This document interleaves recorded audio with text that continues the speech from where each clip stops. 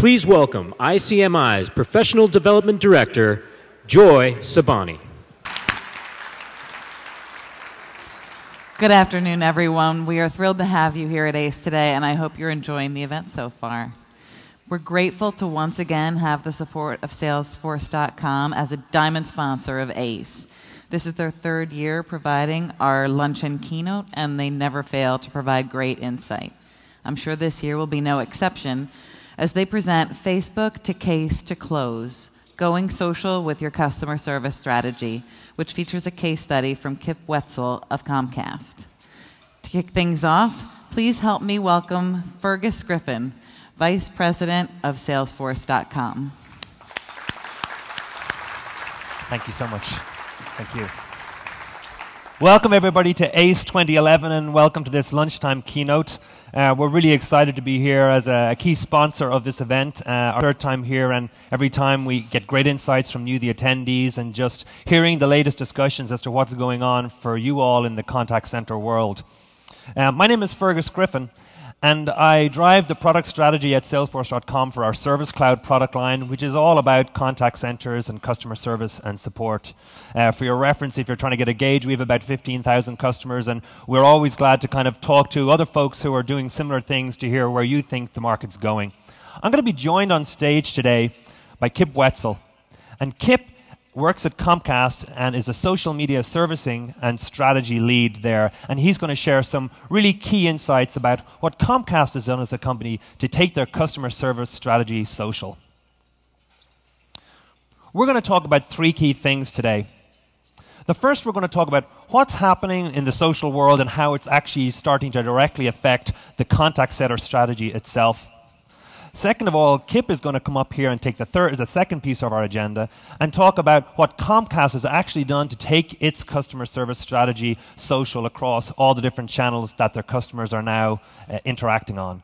And the third piece will be myself and Kip both sharing some insights around the bottom and top line benefits you can expect to get from using social media as part of your service strategy, but also more broadly across your company. Before I go any further, how many people here would say they believe that social media is going to directly affect how they do business with their customers in the future? A show of hands, please. Great. Keep your hands up now. Now, how many of you would say that it's going to, as a result, affect what you need to do in the contact center in how you interact with your customers? Great. Now, keep your hands up if you feel like you've got a good handle on what you are going to do in your contact center to interact with these customers on social channels. Okay? Well, we're all in the right room today, I think, then. So that's why we're here trying to provide some of the insights that we have from talking to maybe some of the first mover companies about what they're doing to really go social in this new world. So let's look at the challenge first of all. What really is going on in the social world that really demands a response from the customer service organization? This is the challenge that every company is now facing. The traditional contact centers that we've had around when the 1-800 world was really kind of what customer service is all about, and then maybe adding email, those contact centers are not geared for this new social world. They're not geared for the fact that people are going to Google to get answers instead of picking up the phone. They're not geared for the fact that people are going to Facebook to ask their friends questions. And they're not geared for the fact that people are expressing their opinion publicly and openly in real time on channels like Twitter and on blogs and on discussion forums. And it's getting worse. If you think of that not being something that's easy to tackle, the volumes are unprecedented. 700 million users on Facebook. I heard Facebook talking the other day about how, you know how they measure customer adoption? What percentage of the planet are using Facebook? That's their metric for product adoption. Really gives you a sense of the scale that they're thinking on. Over 100 million tweets a day. And you might say, well, all those tweets don't relate to me, or those Facebook users aren't my customers. But some of them may be, and a lot of them probably are.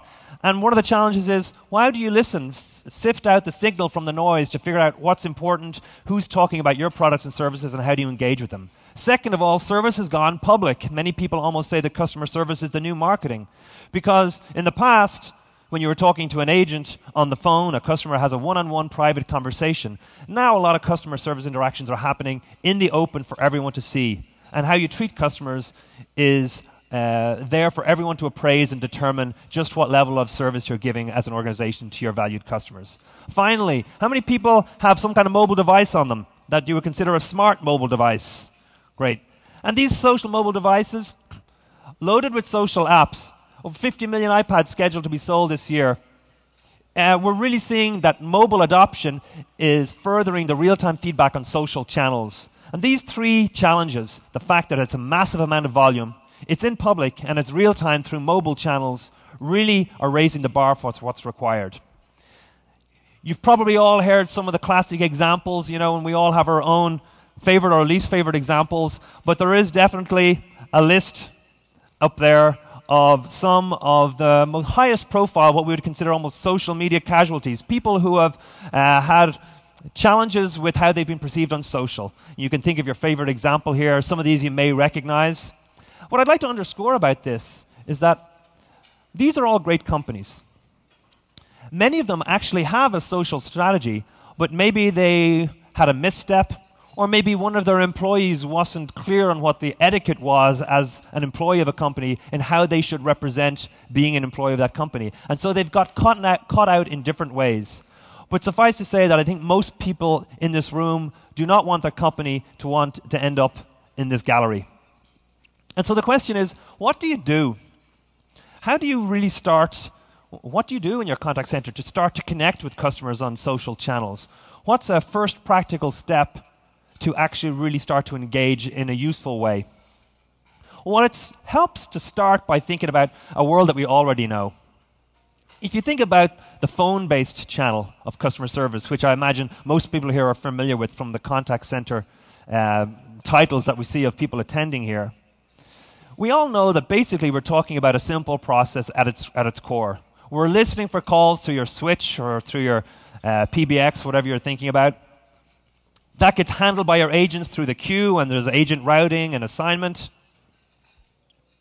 And you're measuring. Measurement is key. The metrics are the way we gauge the success of how we're dealing with the customers and how they're perceiving the service we provide. Things like call volume, average handle time, first contract resolution. These are all kind of terms that we're all familiar with, and we know that many of these are kind of determine how we're, what people think of the job we're doing in our contact center roles. So if we're familiar with this, how does that start to apply with the social world? And how can you take some of that and say, well, our process could look very similar. Without throwing everything out, we could apply this to the social world of our customers. So it's slightly different in the social world, but not much. If you were to blend social into the same process, it looks like this. Whether you're monitoring customers on Twitter or YouTube or Facebook, there are now tools that you can use for listening to tweets and posts.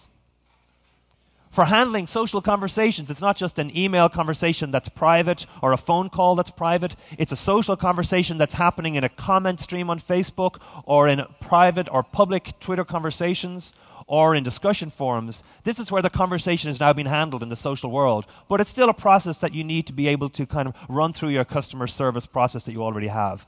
And then finally, measuring. We still have things like volume and average handle time, but there are new things that are part of the social world for customer service. Things like trending topics. In the social world, what are people talking about when they're talking about my company? Are they talking about a specific product? Is there a specific issue that we see coming up again and again? Do certain areas or demographics seem to have this on their mind? What channels are they using? Are they on Twitter?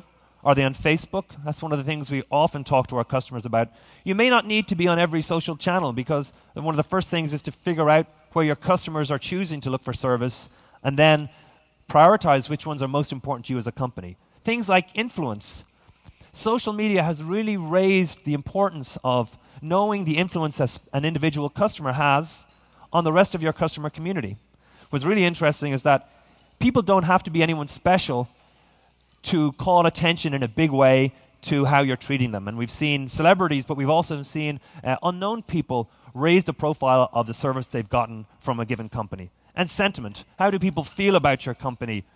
How do they perceive you in terms of the service you're delivering? But this is a classic cycle that we see a lot of the first mover companies start to employ. They're thinking of their customer service, and they're blending social into that so that their agents can use the same tools they've always used, like case management and knowledge bases, as part of how they handle a case or an issue that gets raised on social channels. So if all of this seems kind of theoretical, I'd like to switch over to the video now, and I'm going to talk through a quick example of what this would actually look like in reality for a customer on Facebook and then your agent in the contact center. So what we're looking at right now here is we're going to bring up an example of a person on Facebook, okay? And this person is a guy named Mick Hogan. He's on his Facebook page. He has a question about a product from a company named Cirrus Computers. He can first of all go to Cirrus Computers' Facebook wall. As a company, they have a Facebook presence, and he can place his question here. He's looking about upgrading the memory on his laptop. He posts it. It's now in public. Everyone can see that question. Now, the agent experience looks like this. You can track the conversations that are going on places like Facebook and Twitter right here, and you can automatically search down to specific conversations about a product type, and there's a case that's automatically created based on the content of that post. You can click into the case, see who it's from, the source, the subject, and just like you would on the phone, you can now browse a knowledge base, find a knowledge article that solves a problem, attach it to this post that you're going to send back out to Facebook. You attach it. For those of you familiar with Bitly links, it's a shortened link. You click send. It stores the conversation here so you have this insight for next time. And back on the Facebook wall, your answer lands on your company page, but also on the page of that user with the link attached there. And the customer sees that you respond. And of course, all their friends see it too. And they can see that you're responding on these channels, not just the traditional ones. You're going to where your customers are. So if we can go back to the slides now, please. So that was a quick example of what that cycle can look like, from listening to actually how you handle it through the agent process, and then how you can record that and have it as an insight for next time as part of a conversation that's been stored. I think one important thing to remember here is that we often think that a lot of the social media stories are kind of like the reactive ones, where something bad happens and you're almost in firefighting mode to kind of quell the bad perception about your company. But great social strategies and service aren't just reactive. They're proactive. So we saw another name get added to the list this week, another great company, but a misstep in how they treated some of their customers. And I presume everybody heard about the Delta Airlines story. This was a tricky moment for them in terms of how they treated some of the military coming back and charging them extra baggage handling fees. But this is one bad story. A YouTube video gets posted within 12 hours, has 200,000 views, and it's on national TV. And there's several things they could have done potentially to kind of preempt this. But it's a tough story for a great company, but it's important to see that no company is untouchable in this world where service is happening out in the open now. And I would contrast that with more of a virtuous cycle, where you can look and see that if you're proactive and join the conversation, reach out, engage, find where your customers are, and actually begin a dialogue. You're not messaging or trying to manage or control. You're engaging authentically with the customers on the channels they prefer. You have an opportunity to really delight these customers and increase key metrics like Net Promoter Score and lifetime value and customer referral likelihood. So with that in mind, I'm going to hand it over now to Kip, who's going to talk a bit about what Comcast are actually doing in the service space and what they've done to really go social with their customer service. Kip. Thanks, Fergus.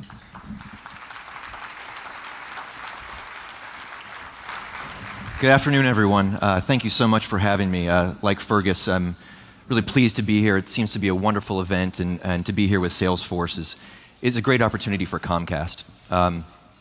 I work in our National Customer Operations Group. And titles aside, I think I'm one of the lucky people who can say that they love their job. I love what I do for my company, for our customers, and I think what we do on social media really embodies why I feel so lucky to be in my job. So where Fergus talked a lot about the divide of companies between where customers are and where companies are on social, I want to focus it to you guys as consumers in the marketplace. How many of you, not as companies but as individuals, are on Facebook and have a Facebook account? Okay. And how about on Twitter? How many of you have a Twitter account? It's a little bit smaller. I think that's very inverse to what we saw in some of the social strategies from your companies.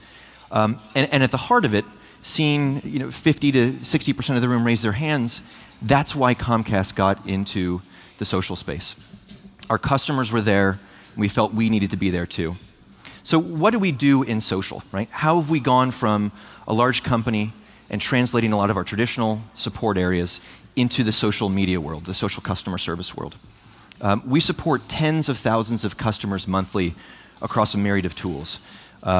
We process a couple thousand emails a month through one team, Twitter, Facebook, internal help and support forums, sort of a peer-to-peer, customer-to-customer support area, external forums, as well as blogs. In the month of April, I believe the stat we got from Radian6, a Salesforce-owned tool, was there were 350,000 unique mentions of Comcast in 1 month. So the tools that we have, the tools that we employ, the wide range of social media tools that we use fundamentally come down to one thing. The team that I work with, the team that I oversee, the goal that we have is to meet consumers on the platforms that they're most comfortable. If someone's already using Twitter on a mobile device, if someone's on their laptop using Facebook, why would we route them off to an alternate help channel? We want to be there to ensure that we can give them the help on their terms on the platforms that they're most comfortable. And fundamentally, that's our goal, to strive to do that every day. But take a step back. We've gotten into this space. We've had a heavy presence for the last few years. But why did we get into this space? The first thing we wanted to do, to reiterate what Fergus had said, is we wanted to listen. Before we took any action, before we posted any tweet, created a Facebook page, we got out there and we listened. Hearing what customers were saying, getting their raw feedback, getting organic, natural conversation about our brand, our products, the services that people use every single day, was really important for us to be there as a company to listen. I think sometimes there's a perception that large companies, large brands, talk at consumers, tell them what to think. We wanted to shift that and really start listening to the voice of the consumer. So before we took any action, we were there listening. Next, once we sort of got a handle of what was going on in the space, where our customers really were, what they were doing, how they were speaking about us, we wanted to create a presence. There's a great book from the Forrester Research Group called Groundswell. We wanted to have a presence with the Groundswell. We know we can't control it. And the concept of Groundswell, if you're not familiar, is that communities of people, like-minded people, the consumer, can sway businesses, social causes, societal causes even. But Comcast really wanted to have a presence in those fields. So not just listening and not just hearing what people were saying, but really have an active presence with those communities. The next social driver for us to really dive into this social customer service space was we wanted to help. We wanted to provide assistance to people that may have mentioned their service, a product, an inquiry about how to set parental controls on their video on demand service. We wanted to do real-time, public-facing assistance for our customers. Really important for us to be able to be there, and not just be there, but be there to lend a hand. And finally, similar to helping, is we wanted to make a difference, right? And I think that oftentimes those things would be synonymous, but making a difference for the individual, for us, actually had a very strong ripple effect. Making a difference for that individual, in turn, had a difference for how they perceived our customer service, which in turn may have an effect on how they perceive their value from Comcast. So when you layer in what that one answer to a question can do for the Groundswell, it's really important to really understand that this is a massive undertaking, and the social media approach is not just a trend, it's here, and it's here to stay. And Comcast has really built all of this into their social or their service strategy, and is really putting social media as a core tenet of their overall approach to service. So, again, one more step back. How did we actually get the buy-off to be able to do this? What did it take for us to talk to our executive team, talk to our leadership, and say, we're going to go out and we're going to start tweeting publicly and posting on Facebook and creating YouTube videos that we're going to actually go out there and do it? How did we approach that? So how do you create a business case? How can you leave today and actually take some things away from this to create a business case for your respective organization? To further reiterate what I said before, if you haven't already, go out there. Listen to customers. You can use free tools to monitor what's going on across the entire social platform, Twitter, Facebook, Quora, blogs. It's out there. The best way to approach this is to start by listening. Next, almost as important, take real examples from your customers. You know your products, you know your consumers. Being able to create a tangible takeaway for your executive team that says, this is what our consumers are saying. Either current customers or maybe potential customers. What's being said about our competitors? Take those examples, gather them up. And I think those things almost help you outline an opportunity. More important than a formal business case, maybe more important than a true ROI. To get that buy-in, show your stakeholders, show your leadership, what is the opportunity by playing in the social realm to provide customer service. Those big, broad brushstroke opportunities are sometimes the most evident things that people haven't looked at and can actually help drive the overall business case later and get the buy-in from your executives. But the broad brushstroke, what people are saying in the business world, doesn't always apply. So how do you create a strategy? Think about the approach. Define the competitive landscape. What are other people doing there? What's going on from the consumers who are talking about you? Put it together with the fundamental approach that you're going to have with how you're going to represent your brand, how you're going to represent customer service. We talk, again, we use the mantra of there is no one-size-fits-all in customer social service. Do what's right for your company, do what's right for your products, do what's right for your consumers, and take that and define it into a very concrete social strategy. That serves as the foundation for all efforts that you do. And by putting that strategy together, it really drives home the importance of how social customer service can actually influence the rest of your organization and play a role in your customer support. And I think the strategy, the examples, they work really, really well for marketing officers, for PR. They were great. But when you have to go to your CFO and ask for dollars and cents, you have to show the P&L. Create an ROI. What is that ROI for you? There will be some qualitative ROI. There will be some quantitative ROI. And you have to think about what the return on your investment means to your particular business. And finally, you have to get buy-in. In social media, because it is so public, as Fergus mentioned, because it is real time, it's indexed by Google as the post goes on. You have to get buy-in from your executives. And fundamentally for Comcast, one of the biggest reasons why we are successful in the customer service space on social platforms is because we've got a group of executives who not only embrace social media as a service tool, but they believe in it. They encourage us to go out there. They encourage us to do more. So getting that buy-in from your executive team is really critical. So how do you take this theory? You get the buy-in. How do we go from this theoretical into real social media strategy? So a really big one is because you're creating social, you don't need to start from scratch.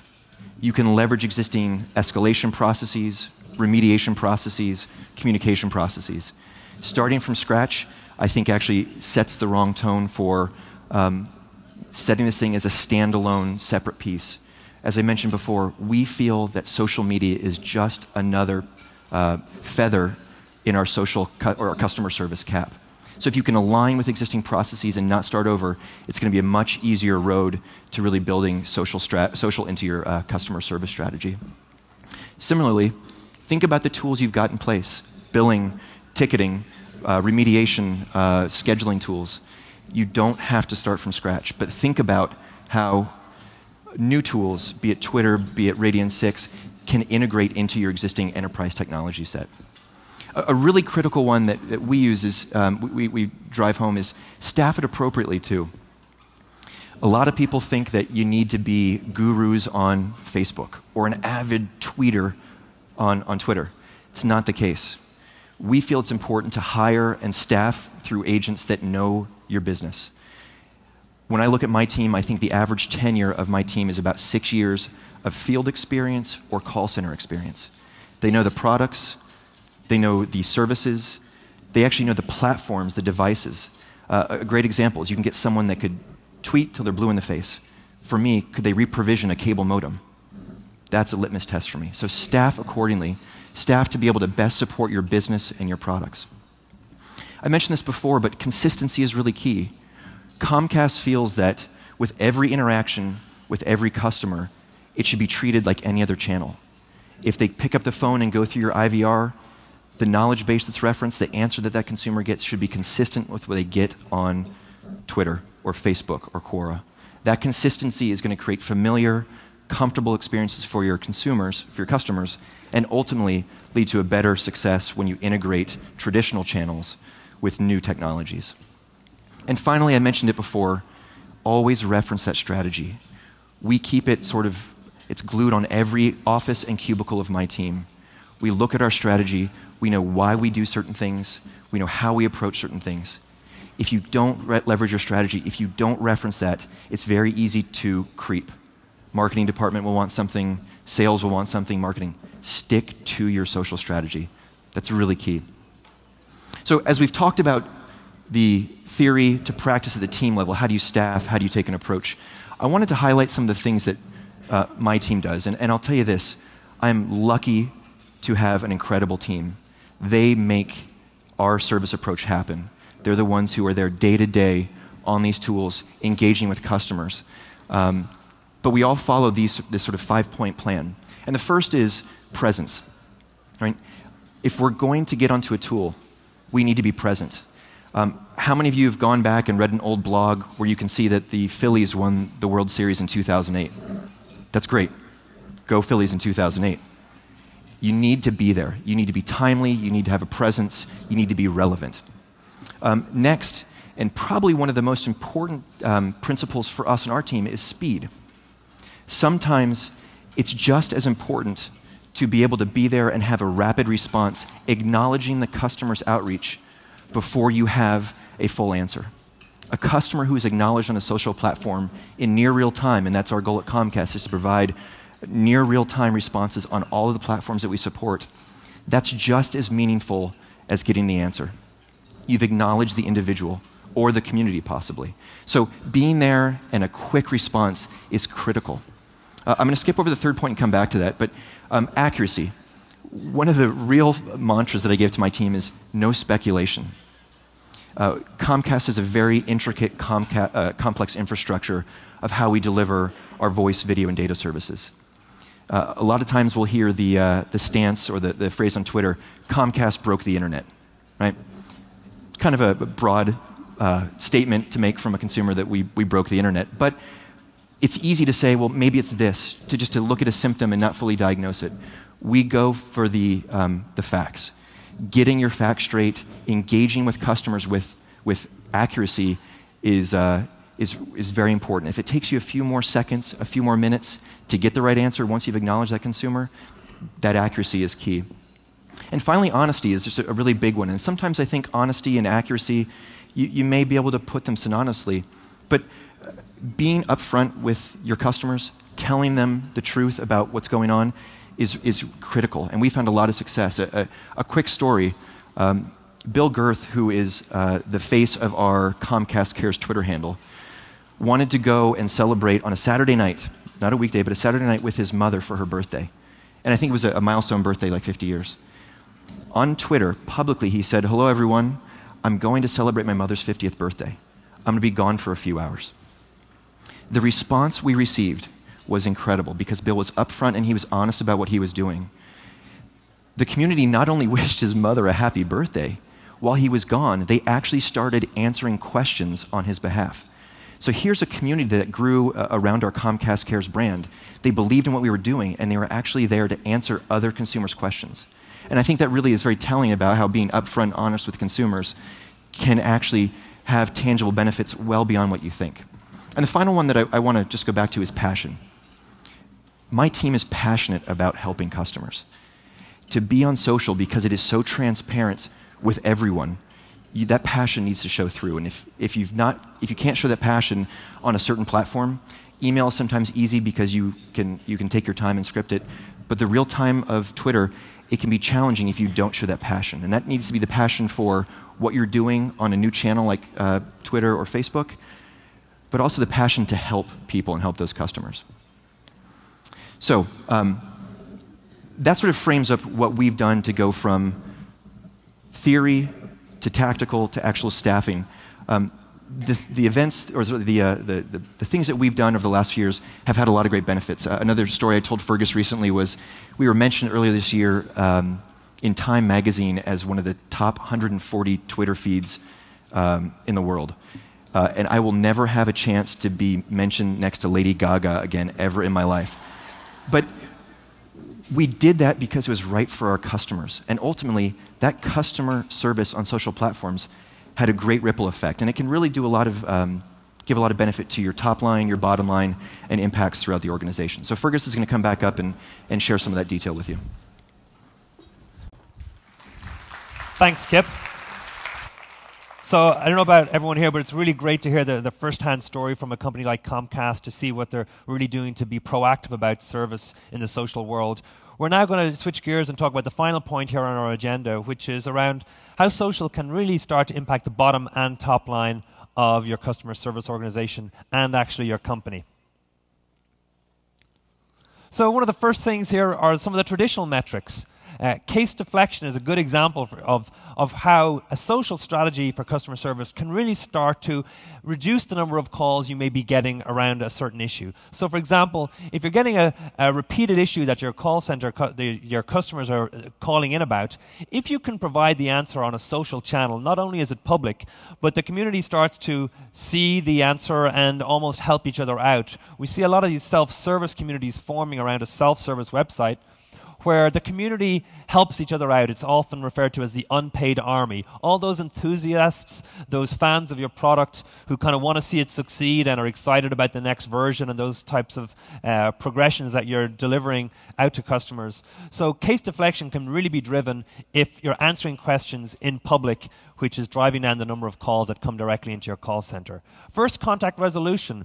We've seen a lot of examples of where people are on social channels, but they haven't got the right tools at the agent's disposal to help them get the answer to the customer. If you have a social customer service strategy where you're bringing both the agent tools and the social channels together, like we saw in the video I played earlier, you can really drive down the speed at which you can actually close cases on social channels and increase the number of first contact resolutions you get. If I step over and start talking about some of the other examples of what you can drive down, handle time goes down much more swiftly if your social agents have access to the same tools as your phone and email agents. Like I said, sometimes when you engage on social channels, you might find that your knowledge base is over here on another screen or your ticketing system. If you can bring them together, you can really drive down the handle time for the social cases. And like we said, the volume of those is on the increase, and it's a real area where you can drive a specific benefit and a cost savings. Case volume, like I mentioned, cases coming in on traditional channels can get driven down by the fact that you're providing richer community information and public answers to the most frequently asked questions. And agent idle time. We see a lot of companies who are putting a toe in the water for a social customer service strategy. They'll say, you know, we may not have an agent that we can afford to put full-time in social, but we do have agent downtime. We do have peaks in call volume, and then we have troughs. And we can put some of those agents on social channels when they're not dealing with peak time in the call center. And that's companies like Zappos do that very thing. One of the top customer service brands in the world. They have agents who move onto social channels in their downtime and monitor those to make sure that they're responding to customer issues as they arise. So I'm going to take 3 examples of Salesforce customers who are using our Service Cloud product and talk just a bit about what they're doing. KLM, that's Royal Dutch Airlines, based in Europe, one of the top airlines and recognized for their social customer strategy, have really made a difference in how they're perceived in terms of being forward-thinking about how they need to treat customers. You know, the airline industry seems to be kind of a bullseye for social media disasters, unfortunately for them, and KLM is proactively becoming a social airline in terms of how they're reaching out to their prospects and their customers. And they've really been recognized for this and kind of seen their customer sat scores go up as a result. Starbucks, another customer from Salesforce, who have their My Starbucks Idea site, which is a full, vibrant community of Starbucks fans, customers, people who drink Starbucks every day, and are providing feedback about the experience in the Starbucks stores, what they think of the drinks, new drinks they'd like to see, even the famous green stir stick that everybody probably knows to stop the coffee spilling on your car seat. That came from My Starbucks Idea. That idea was sourced from there. So the company feels like that Starbucks is engaged. They're actually really keen to hear what customers think and hear from the community about how they can provide a better service experience and improve their product. And the final example here is Dell. And Dell, again, is an example of a Salesforce customer with its Ideastorm.site, which is another social community where people can voice opinions about what they think Dell could be doing on the product front to deliver better products or even improve the ones they have, and maybe new ideas for products. For example, Dell got the idea of doing a laptop with a Linux on it right from their Ideastorm community. Another example of Dell engaging in the conversation to find out what they wanted and the products that Dell could better serve the customer base with. With that in mind, I'm going to bring Kip back up here to talk a bit about what some of the benefits have been for Comcast as well, and he'll take us through a couple of different examples. Kip. Yeah, thanks. So you look at bottom line, you look at cost savings, you look at margin growth, you look at top line and revenue generation. But the incremental benefits that we've seen have been vast within our organization and with our consumers. So the first one, initially we went from very reactive service, and we're starting to grow into more of a proactive service strategy. How can we anticipate issues through our existing operation systems at our centers of excellence, our NOCs, our ROCs, and take that by listening to consumers and start to better inform the other aspects of our organization as to what's going on with customers. Additionally, with that proactive service, we're starting to expand our presence. Now, we're not doing that of we get onto every new tool that's launched every week out of Silicon Valley, but we're measuring the same way I said before, we're measuring where our customers are. And if we can get on new tools, something like Quora, which is essentially a community-driven, expert-oriented Q&A, we can be there as our customers get there and hopefully be there before they get there so that proactively we have a presence there. Secondly, we've actually seen a real benefit in our communication and collaboration within Comcast. This 360-degree feedback cycle has really improved the way that social media from our servicing perspective has started to drive improved dialogue with PR, with marketing, and innovative product design. So how do we actually take the feedback that, like I mentioned before, this raw feedback from consumers, and feed it back into our organization to create a more ubiquitous cycle with the teams that really collaborate together on a day-to-day basis. Social customer strategy is one of the drivers of that. And finally, how do we take this feedback? How do we take the voice of the customer and build it into our products and services? So when we receive feedback, and the screenshot here shows one of our interactive TV guides, by hearing the feedback from consumers across these social platforms, we're actually able to make a real difference in our product, in our processes, in our outreach to consumers. And that's where the voice of the consumer is really a catalyst for change, and we're looking at how that continues to become a greater and greater influence at Comcast.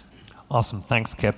I think one of the final things I'd like to underscore is that from the conversations we have at Salesforce with customer service executives, one of the things we're hearing is that social media is a catalyst for a broader conversation across their company. They're finding that the contact center folks are in discussions with other groups that maybe that they have previously had kind of a silo with, or that they weren't interacting with.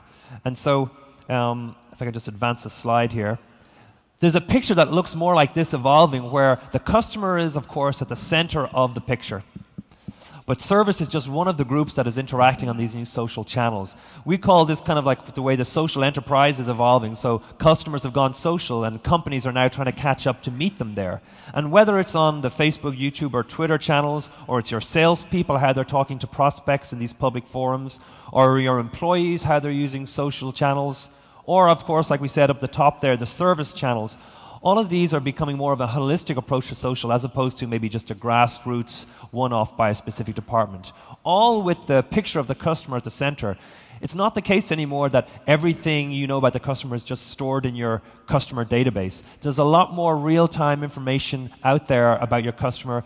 They're voicing the things they're concerned about, the things they care about, the new things they'd like to see, how you can improve your experience for them. And all of that can be combined into what we call a social customer profile that really reflects who your customer is in the social world, not just in your customer service database behind the scenes in your contact center.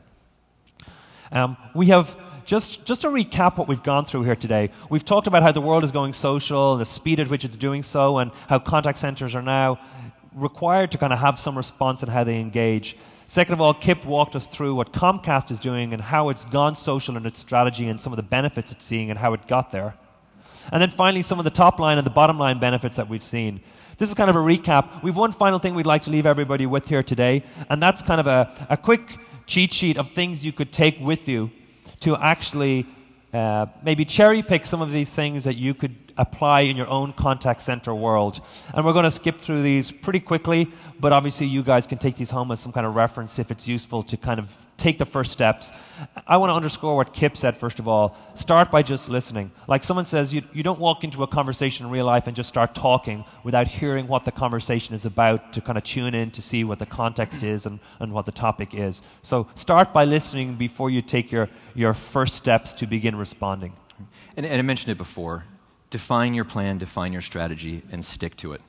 If you do that, you will have a much greater opportunity for success.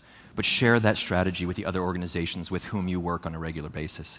That strategy is really the foundation for all of the tactical approaches you take across social platforms to deliver customer service. Great. The next thing is a bit about choosing the agents. Kip mentioned a bit about how at Comcast they really solve for agents that are product savvy, and we see different customers or companies taking a different approach. Some want more social savvy, some want more product savvy, of course. All of them would like to have maybe both. But the main thing is for your agents to know what your voice is online, train them well so they know how to represent your company. Yep. Mentioned it before, be there and be rapid. That speed is one of the most critical things that we found to show the engagement with the customer and to show you're there to help. So respond early across all the platforms that you support on social. Great. This is kind of my personal favorite on the list. This is number 5. Be authentic and respectful. This is still customer service. Just because it's a newer channel, you're still interacting with a customer of yours who is valued and expects to get great service for you. It's just the same as any other channel. It just may feel a bit different to begin. It has the added stake, if you can think about it, or the raised stakes, that it's being viewed more publicly. So whether you like it or not, it's all being perceived in public, and it's your opportunity to do right by the customer, provide a great experience. The next one we dabbled in, but it's a really big point to drive home. Even private messages, emails, direct messages on Twitter, direct contact on Facebook, everything in this world is public. So a quick litmus test that you can use. Think before you post. What would happen, and you can tell how it was raised, but what would your mother think if she got a hold of this post? Right? Secondly, what might the press do if they took this post out of context and used it? So since this is public, since it's indexed real time, think before you post. Great. Add a social media policy to your employee handbook. We've seen some of the large banks in the States do this. They have an employee handbook. Part of it now is their social media policy. Who's entitled to tweet? What's the voice?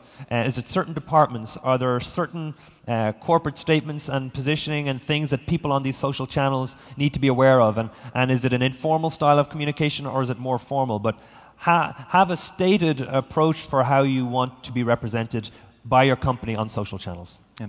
Similar to point 3, having the right agents is part of the equation. Giving the agents, empowering them with the right tools is really key. Making sure that they can be successful in the way they engage with customers ultimately will lead to a successful customer service strategy on social platforms. Awesome. A couple more to go here. Being able to record the interactions you have on social channels is really important also. So sometimes you might find yourself what we affectionately call firefighting, just trying to quell a rumor or stop a thread. But once it's over, the interaction is lost and there's no record kept of it. Try to have a way to record what's happening on social channels, just like you do with phone, record it in a case management system, just like you would an email interaction. Yeah. And finally, there's 2 schools of thought, and they're starting to merge about social media. I give smiles versus the quantifiable, how many smiles do you give? We think it's really key to measure what's going on in social. You wouldn't run a call center without understanding volume and detailed KPIs. We feel it's critical to do the same here. If you're going to create a presence, know what's going on, measure it, be able to report on it back to your executive team, and that really can help drive success by understanding where you are and how you're engaging with customers. Great. So that is basically the conclusion of our presentation today. I first of all want to thank ICMI here for partnering with this. This has been a great event for Salesforce. I want to thank Kip for joining us here to talk about what Comcast is doing. The Salesforce booth is on the show floor if you want to come up and ask me more questions or any of the Salesforce folks here today to understand more of the things we've talked about. And I'm told that dessert is also in the exhibit hall, so that's where you go to get the last part of your meal for the day. Thank you so much for your attention, everybody. Thank you for joining with us, and we'll see you. Have a great conference. Thank you very much. Thanks.